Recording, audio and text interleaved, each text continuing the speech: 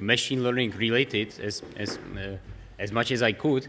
So this is what I'm going to present. It's called Pruning of Sensorimotor Space using information theory to bootstrap learning. So, okay, so this is my platform. So it's a quadrupedal robot. We call it a dog robot. We call it a puppy, and it has 4 motors in those shoulders and hips. It's 4 servo motors, and it has 4 other joints in the knees, but these are passive. All of these joints positions can be measured with potentiometers. We have additional pressure sensors on the feet, and we have an inertial measurement unit with 3 gyroscopes and 3 accelerometers. And that would be our sensory space of 18 channels. And we will see how much we can extract from that without any prior knowledge. Yes. Oh, that was 2 of them. And so this is basically how the raw, uninterpreted sensory and motor time series look like. And now basically the task for our poor robot would be to make sense of all these uninterpreted time series. Okay, and so the way we approached this was by using information theory. So my colleagues in this article, we basically apply a method called transfer entropy to analyze those raw time series. And we will see basically what we can extract from there. So there are many information theoretic methods, and they have different properties. They are linear or nonlinear. They are directed or non-directed. And for our task, we were interested in something that picks up the nonlinear relationships as well as linear, and something that detects directionality in the information flows, because eventually we want to relate it to causal flows, for example. So we chose transfer entropy without further. I won't go into the details, but the method works like this. You have 2 time series, X and Y. You're interested in predicting the future of the time series X, and every time series has some kind of self-predictive capability, which would be depicted by this arrow, and you have another time series which can also help you to predict the future of this time series X, right? And the point of transfer entropy using conditional probabilities is to discount the effect of this self-predictive capability and take only the net relationship between those 2 different time series in time. Okay, and now if we take, so we said we have like 18 sensory channels. We have the hips and the knees. We have the pressure sensors. We have the accelerometers and gyroscopes. And we put also the motor modalities. And now we just plot all those 18 plus 4 against those 18 plus 4. And now every cell in this matrix means the flow of information as measured by transfer entropy from this variable to this variable. So here, for example, it would mean that the gyroscope x-axis, so the angular velocity, transfers information to the y-axis of the accelerometer, which basically will be, if you are familiar with inertial measurements, this would be like the gravity projection that gets there. So it kind of makes sense that we get this value, just as an example. And now, this is a visualization of all the other sensors onto a model of our robot. So these strongest arrows go from the motors to the respective hip joints, which makes sense because they directly drive those hip joints. And then we have smaller information flows going to the, for example, to the passive knees and to the pressure sensors. So we basically extracted those relationships that correspond to the physics of our platform just from the time series. Okay, and now what do we do with those relationships? Right. So at first glance, you see that there's a massive, basically, reduction of the state space, because in theory it's very large, but only few of the cells actually have significant or salient information transfers, right? And so what do they mean? So I forgot to mention that in this particular data set we used random motor signals, so uncorrelated motor signals to the 4 motors. So there is no information structure in the motor signals. So what you see here, we claim is basically a primitive, picture of the flows that are intrinsic to the robot's embodiment, basically to the, it's a primitive body schema if you want, basically, how do the major information flows flow in this robot. Okay, and how this can be used. One example is failure detection. So let's say suddenly one of those important flows disappears. So that would mean something like my leg is broken. Okay, and furthermore, how do we continue from here? We want to continue towards goal-directed behavior. So we take only the first 4 columns that are the flows from the motors to the sensors, and we look at those. And now what this means if I say for some reason want to stimulate my pressure sensor on my hind leg, I need which motor to activate. So that seems to be already useful, and it's related then to controllability and observability, which I don't have time to explain. And finally, now that we know which are the relationships of interest, here is a method how to elaborate them. So because we already used joint probability densities to calculate those relationships, we can use the very same and now only take those selected relationships to basically build forward and inverse models using regression on the very same data, which would give us basically forward models for prediction and inverse models for control. There's a paper here that basically would tell you how to do that. So to wrap it up, so we basically are taming the curse of dimensionality because we prune the state space using the information theoretic analysis, which is like a rather cheap computationally method, and then we take only those selected relationships and we can work them out into full functions that we can use for control. So in a way, I would call this, it's like a situated system identification. Okay, thank you very much.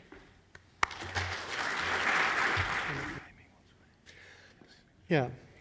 Hello, my name is Michaela Zimmer, and I would like to introduce you to our application for machine learning rather than camera-ready results. And let me introduce you to the problem first. While processing power has been blessed with growth according to Moore's law for several decades now, storage density sadly hasn't, which essentially leads to the problem that we are generating massive amounts of data without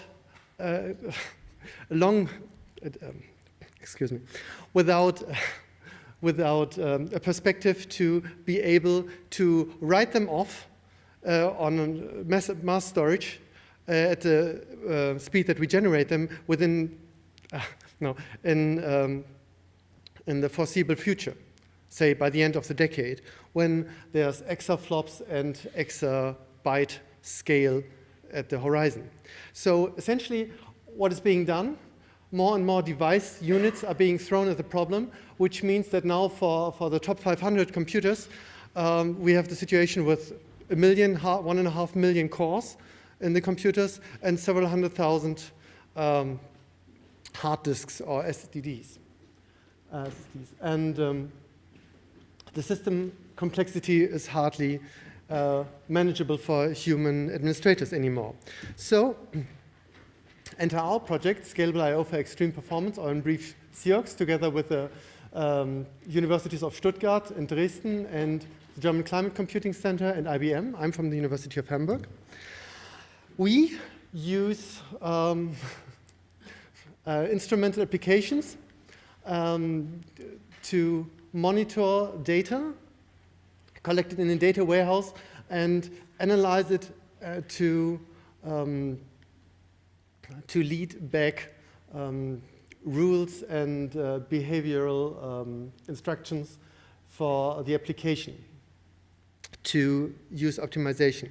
In short, we have machine learning plugins that will reside here between the data warehouse and the knowledge base that build action tables from the data collected. These are stored here in the knowledge base and cached up at the component. And then at the component, plugins will use these action tables to detect anomalies and enact the optimizations we planned for that case. Such an action table, this is a very simple one, will consist of patterns of actions. Actions would, in our case, essentially be calls to functions, to system, calls and other calls from higher level to lower level, and the actions to take at this point. In a final system, this will be much more complex, and this will also involve several possibly concurrent activities, several layers that will interact, and all these will have to be captured in a pattern. And this pattern will be the feature space over which we try to do machine learning.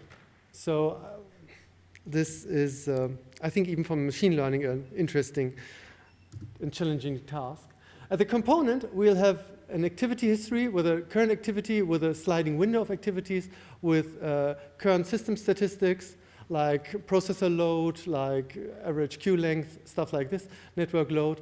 And all these will be continually monitored. And we have an anomaly detection module with several plugins, one for each module, machine learning module, and self-optimization module with several plugins. And each of these will try to detect whether any of the action table causes will apply and enact the pertinent action then. What can they do? Of course, they can simply inform the administrator about problems, bottlenecks, malperforming components, but they can do essentially anything that there's an API for, and even use techniques to rearrange the actual calls. Yeah. So I would hope to incite you to see HPC not as mere tools, but also a subject for machine language research. And if you happen to find that your research touches ours, please talk to me or please contact us at our website. Thank you. Okay, thanks. So. Hello, everybody. I'm Mathieu Lefort, and I will give you a very quick overview of the work I've done during my PhD thesis in the Cortex team at the L'Oréal laboratory. So an agent that is interacting with the environment catch states of this environment with multiple sensors that provide information in different sense. And even in each sense, there is multiple information available. So one problem the agent has to deal with is the merging of these different information to have a consistent view of the environment. So the models that I propose deal with this multimodal merging problem by processing each monomodal flow with a dimensionality reduction mechanism that provides a spatial coding of the monomodal current stimulus. And each of these monomodal processing influence the other one so that to have a consistent multimodal perception, this is like in the ventriloquist effect, let's say, this means that the model is able to influence one perception to be consistent with the other one, even it's not exactly the sensation that the model has. And this multimodal consistency is defined by detecting the spatial recurrent patterns that regularly appear in the multimodal input flow. So this work is in some way related to sensorimotor theories. And the main point of my thesis is that I use cortical inspiration to deal with such multimodal processing. So here is the architecture of the model that I developed. So each monomodal flow is processed in a dedicated cortical map that is inspired by the sensory maps that we can find in the cortex. And each map is composed of cortical columns, which are generic. So the three main characteristics of such a model is that the processing is decentralized in units that are generic. So each column of each map, it's exactly the same and do exactly the same processing. And these units have some inputs with some weights which are learned with a decentralized computation and learning. So each unit do each computation and its learning in a decentralized way. And this learning is also completely unsupervised, and the computation and learning occur at the same time. And the main functional property of such a cortical architecture is the plasticity and the robustness. So all these properties are combined with such a cortically inspired architecture. So here I illustrate the plasticity to changing environments. So the lower is the value, the better is the learning. So the model is able to first learn some multimodal environments, and then when I change here, the multimodal environment is able to learn something else and to adapt to the new multimodal environment. And the second point is the high robustness to lesion and to noise thanks to decentralized computation. So here I plot the difference in the spatial learning. So this means that in each map there is a spatial learning of the current input. And I see how the spatial learning is shifted. So here it's in a 20 by 20 cortical map. And you can see that even with high lesion of columns, there is not so much shift in the spatial coding. And it's the same with the noise, even with high percentage of noise. So here there is, for example, 90% of noise, there is less than 0.1 shift in the spatial coding. So if you want to know more about this model, if you want some more data, please come see me. By the way, I'm looking for a postdoc, so also if you are interested in my profile, so please come see me. Thank you.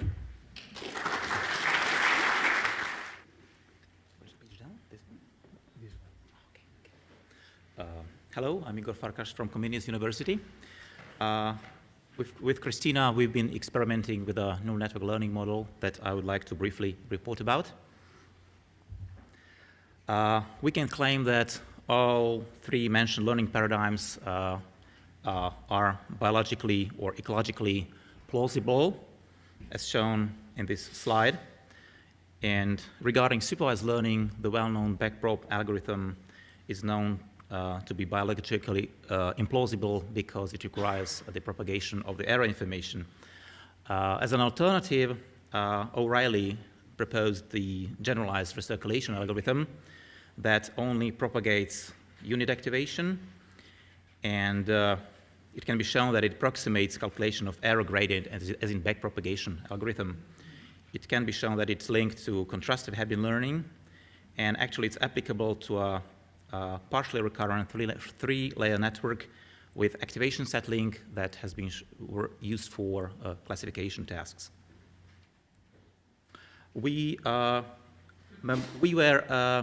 motivated by this algorithm and converted it to a version that's applicable to a fully bidirectional activation-based learning network that's composed of 3 layers, as shown there, sigmoidal with sigmoidal units, and the learning rule is actually very simple, applied to all 4 weight matrices.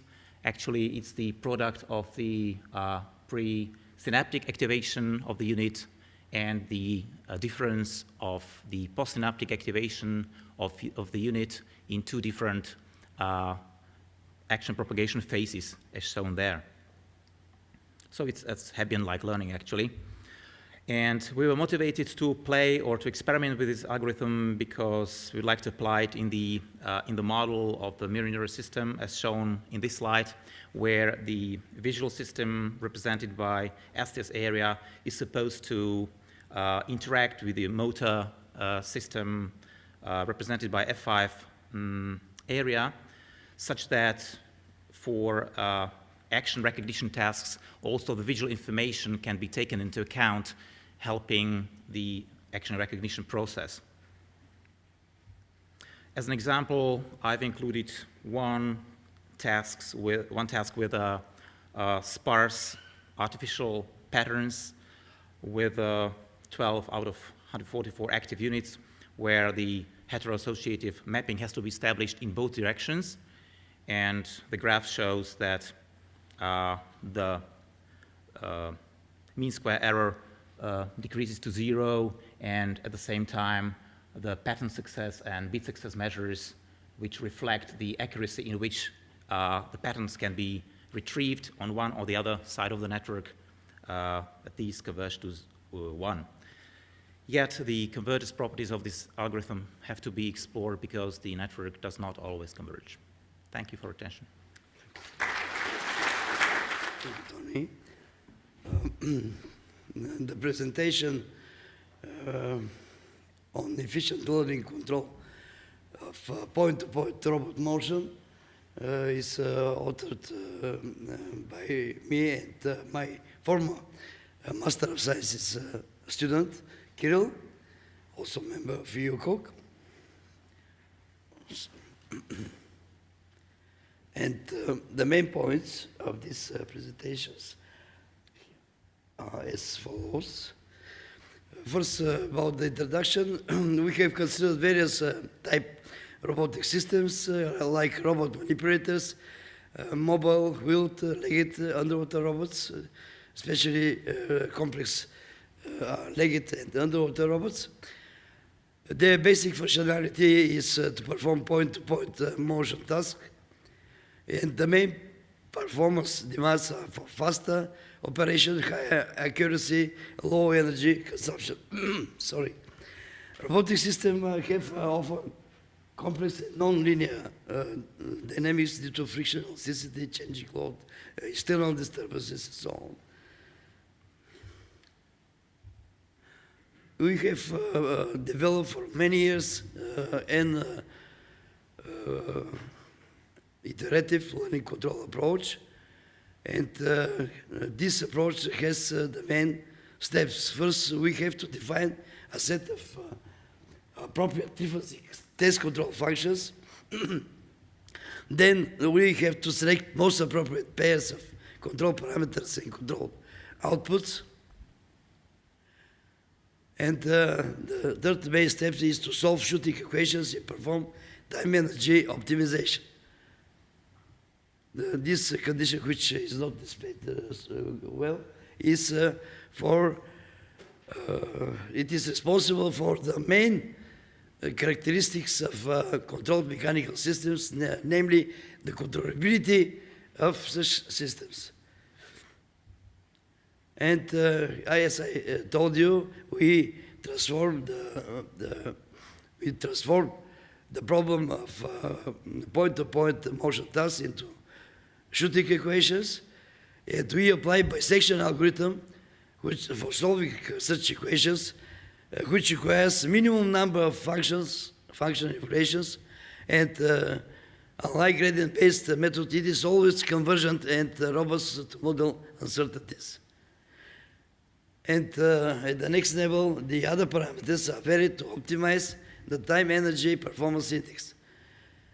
So we have to find the minimum time movement first, and then with given movement execution time to minimize the energy cost. We have very simple decomposition of the complex time energy optimization problem. During his Master of Sciences thesis work, Kirill has developed modular program systems, and the main elements of these systems are shown on the figure. In order to show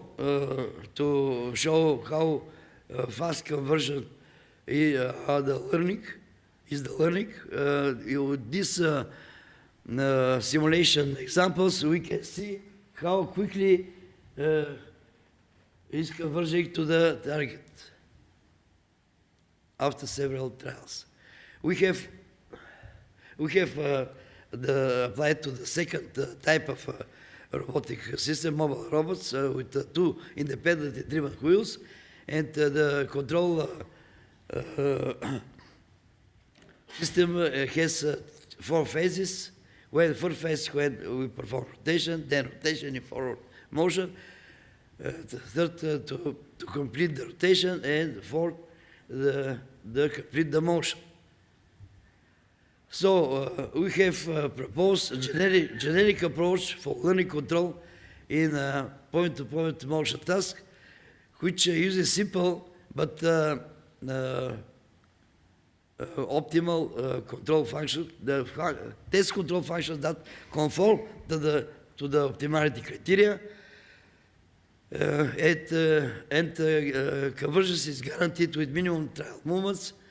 We have achieved efficient time energy minimization, and there is a great possibility to achieve natural locomotion. And also there are good possibilities for efficient practical implementation in robotics and human motion rehabilitation. Thank you for your attention.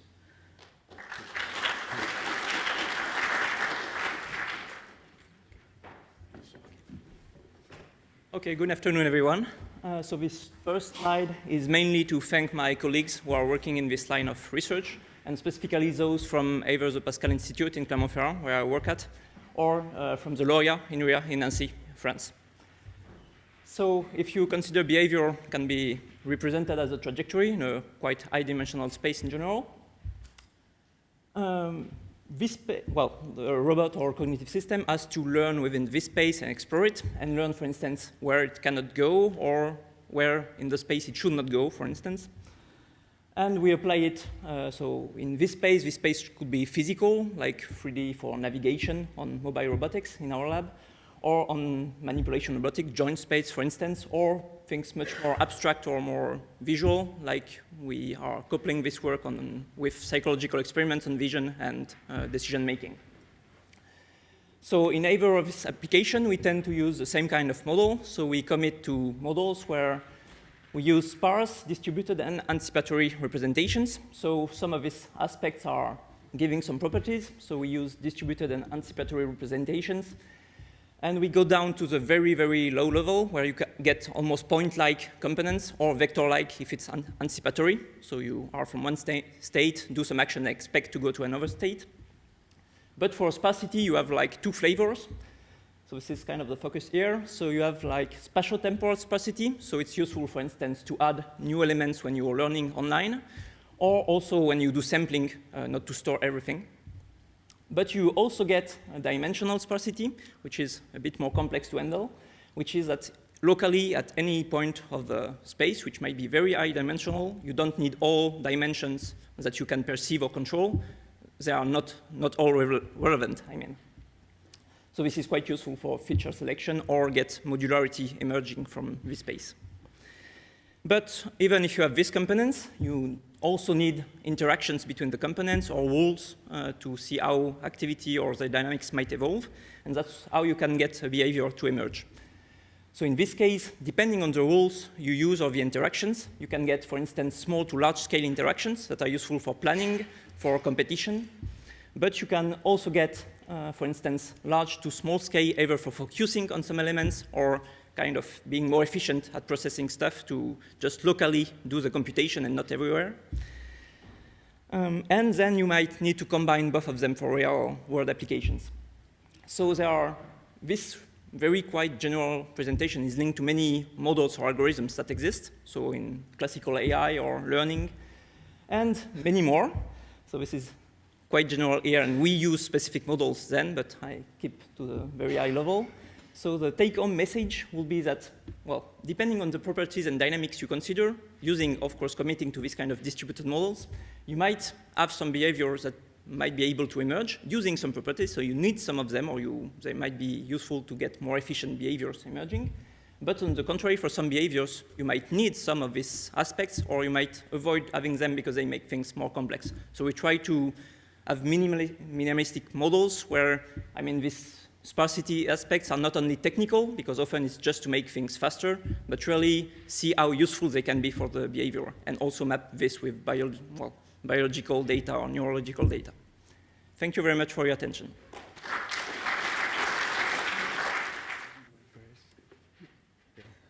Hello, I'm Vasilis Kapoulassos. With my group at the TEI of Kavala, Greece, we develop models for clustering, classification, and regression. And the way we do it is we use a new information processing paradigm. We call it lattice computing. And we informally collaborate with other groups around the world, and we try to promote it. I believe our models can be of interest to the cognitive community and also the statistical community in this conference.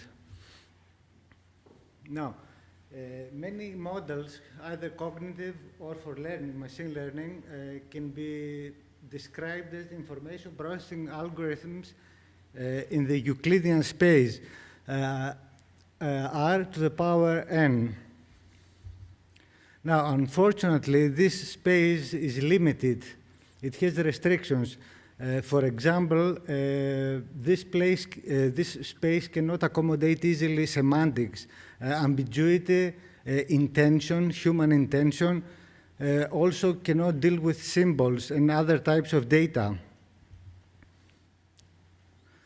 Now, in order to accommodate semantics, which are useful in many applications, instead of developing models in the Euclidean space, probably another proposal would be to choose another more amenable space such that the Euclidean space is a special case of that enhanced one. Let me show you what I mean. Let's consider starting from the Euclidean space. So my presentation is a bit philosophical, it's not very technical. I just want to pass the main idea. So let's consider the Euclidean space. We have, let's say, a vector, an n-dimensional vector. Now, each dimension corresponds to one real line, as you see here on the right. Now, each line is a set, totally ordered set. That means that if you have two numbers in this set, two elements in this set, one is smaller, the other is bigger. The interesting thing I find is that this space, the Euclidean space, in my opinion, emerges from the measurement process. We develop our models because our models are grounded on measurements, and the measurements give us numbers, until now at least, because now things change, graphs emerge, as I show next in a while. Very often, when researchers want to give additional capabilities to their models, they increase the dimension in order to improve the model's capacity. We have taken a different approach. Instead of only increasing the dimension, we also change the order from a total order to a partial order. And this is what I mean. Instead of doing this and taking only the real line to represent our situation of the world, we consider these structures, which are lattices, lattice-ordered sets. This is, for example, a power set. This is, for example, a tree. And this is another lattice. We have spent a lot of time and we have shown a lot of applications, successful ones. You can view these curves here as fuzzy numbers or probability distributions or clusters of data. In conclusion, instead of considering the n-dimensional Euclidean space, R times, etc., times R again, we may consider a lattice product space. Now, the advantages of this lattice product space here, the first dimension is this lattice, times the second dimension is the real line. Here in this dimension, we have numbers. In that dimension, we have another lattice, a power set, and so on. The advantage of this is that we can fuse disparate types of data. Also, we can accommodate uncertainty, human intention, and probably symbols. We have done a lot of work. We have applications to show on, regarding clustering, classification, and regression. And especially, we have worked a lot with this lattice. This is a partially ordered, lattice ordered set of intervals numbers. And we have more information on our poster, which is withdrawn, of course. And we show there, summarize some of our applications, and we also have some references to our work. Thank you. Okay, thanks.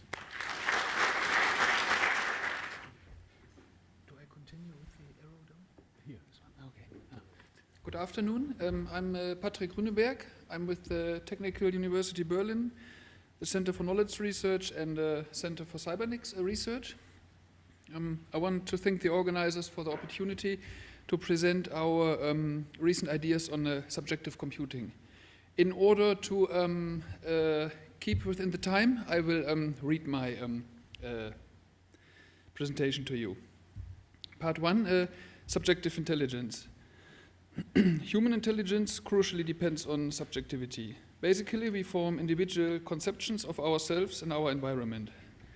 These conceptions mirror our cognitive abilities, learning history, past experience, our plans for the future, and some our personality. Subjective intelligence also exceedingly counts for learning, in that an agent relies on its plastic conception of reality in order to adapt to previously unknown or changing situations.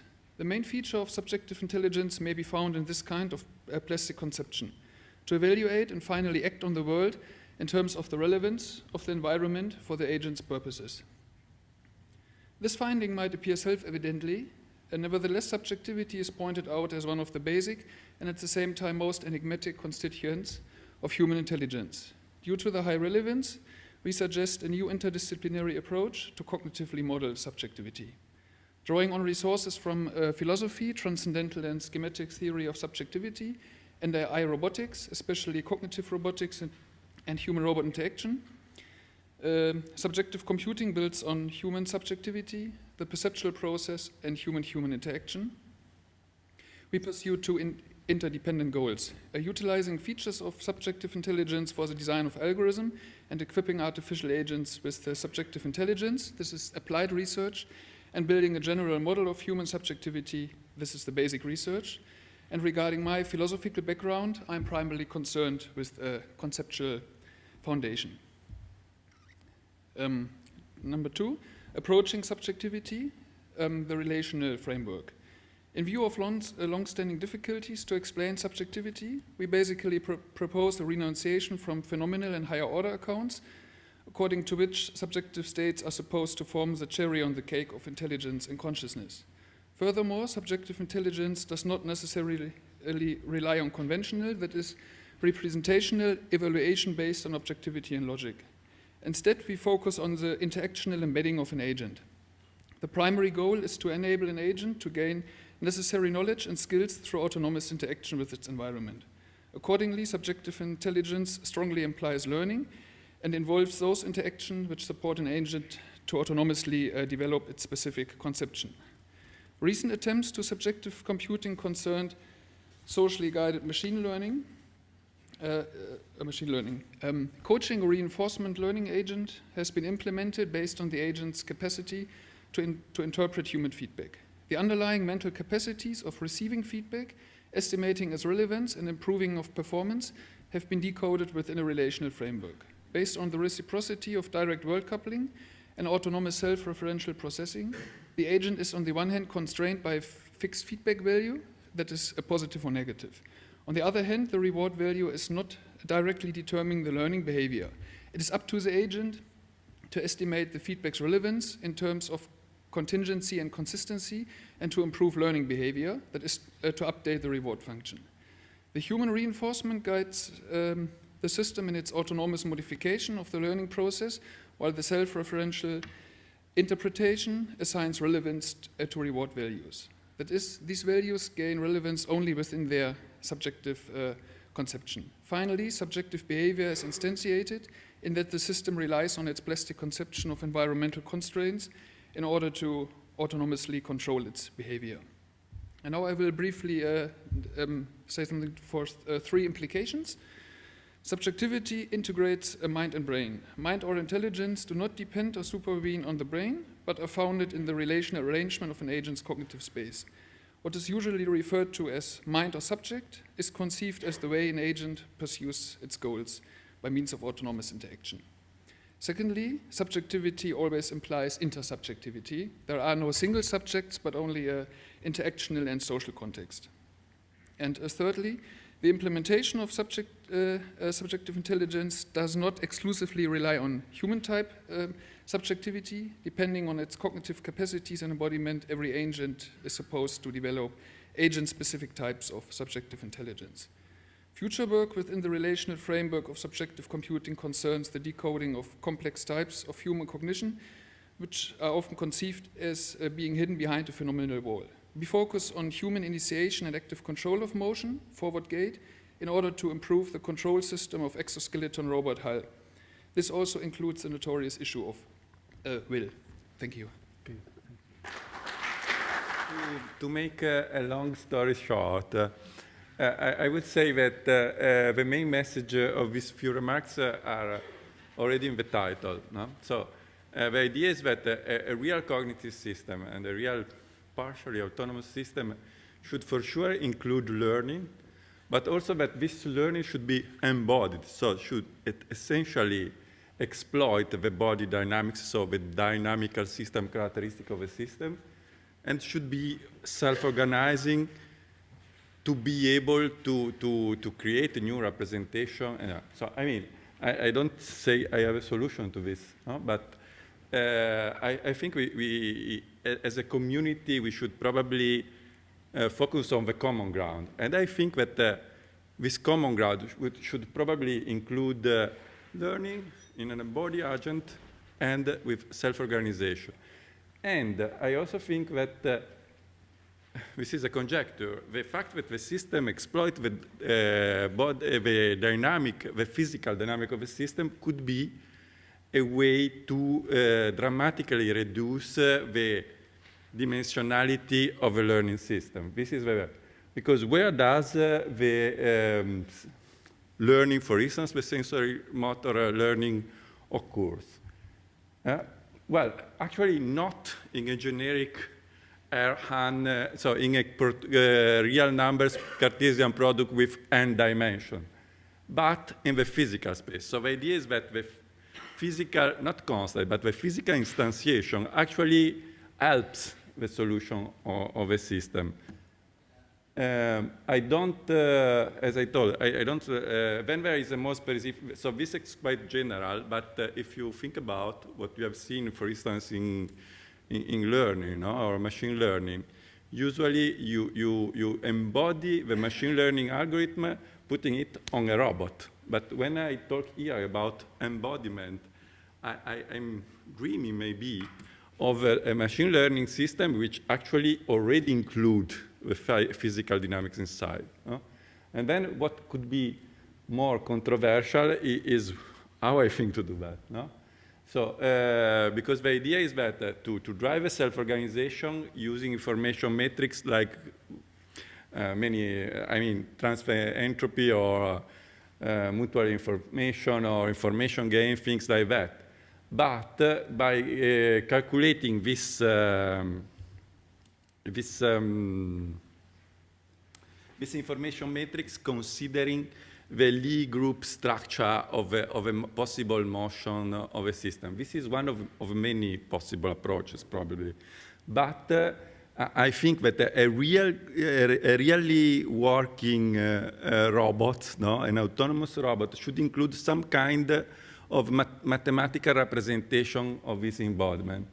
Not only putting the, not only, I mean, you need to start, no? Because in this community, what you see is that many people are attacking sub-problems, which are probably part of a bigger and more deep and more fundamental problem from many sides. No?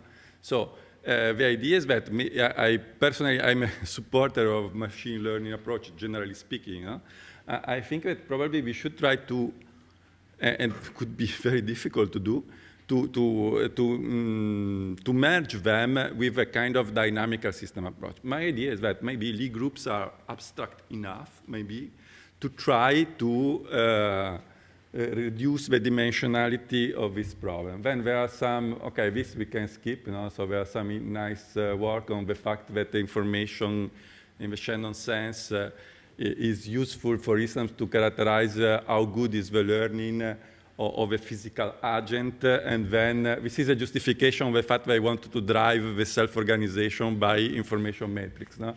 Then there are some nice attempt to say how much an environment is complicated by this kind of entropy matrix. No? There are some, and this is the idea. No? So there are some nice toy system where by maximizing the transfer entropy, for example, of the predictive information, let's say some of the functional that you can build starting from Shannon entropy on physical agent, actually you emerge some kind of behavior that to a human observer seem sensible. No? For instance, this snake bot behaves like a snake, and it only maximizes the mutual information between the balls loosely connected, which represent the body. So to me, this would be a poor mirage, but could also point to something sensible. So interesting, no? So I mean, probably in robotics we are taking this kind of robots and putting on it machine learning, no? So current state. Probably we should go a bit forward. And then, so I can see, with approach that this Lie group approach that I propose, I think that system of this level of complexity could be managed. I am more doubtful about the possibility to manage the control of an octopus, because probably there is some mathematics which is not there. And just to finish, I have a question, no? Because these are really remarks. No? A couple of questions which are,